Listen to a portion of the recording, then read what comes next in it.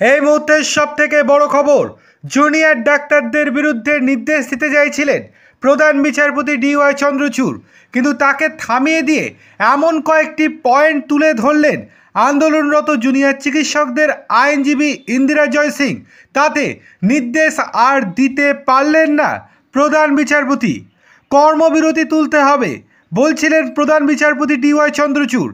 সরাসরি বলেন কর্মবিরতি তুলতেই হবে, রাজ্য কনফিডেন্স বিল্ডিংয়ের কথা বলছে তো।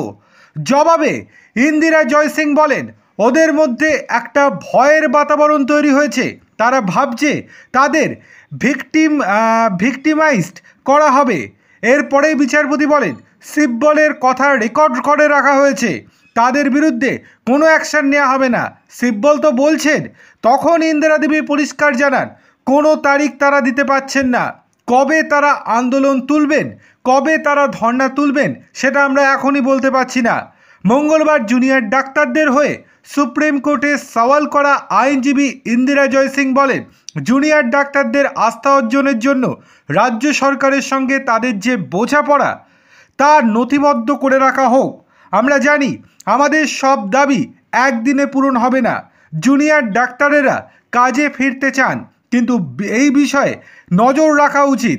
জেনারেল বডির সঙ্গে বৈঠক করে কাজে ফেরার ব্যাপারে সিদ্ধান্ত নেবেন জুনিয়র ডাক্তাররা। যতদিন না পরিকাঠামোগত এবং নিরাপত্তা সুনিশ্চিত করতে পারবে রাজ্য সরকার, ততদিন অবধি আন্দোলন চলবে, পরিষ্কারভাবে প্রধান বিচারপতিকে জানিয়ে দিয়েছেন ইন্দিরা দেবী। আর তারপরে রায় দিতে গিয়েও কোনো রায় দেননি প্রধান বিচারপতি। তিনি হয়তো দিতে চাইছিলেন যে তাদেরকে কর্মবিরতি তুলতে হবে আজকে, কিন্তু ইন্দিরা দেবীর এই বক্তব্যের পর তিনি আর কিছু বলতে পারেননি। আরজি কর কাণ্ডের পরিপ্রেক্ষিতে মুখ্যমন্ত্রী মমতা বন্দ্যোপাধ্যায়ের পদত্যাগ ইস্যু উঠল আজকে সুপ্রিম কোর্টে।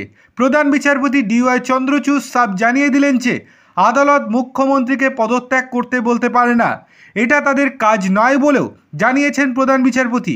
যে আইনজীবীর মুখে তিনি উক্ত প্রসঙ্গ শুনতে পান তাকে রীতিমতো ধমকও দেন প্রধান বিচারপতি। বলেন এটা রাজনৈতিক মঞ্চ নয়, বিচারের পদ্ধতি মেনে চলুন আপনারা দয়া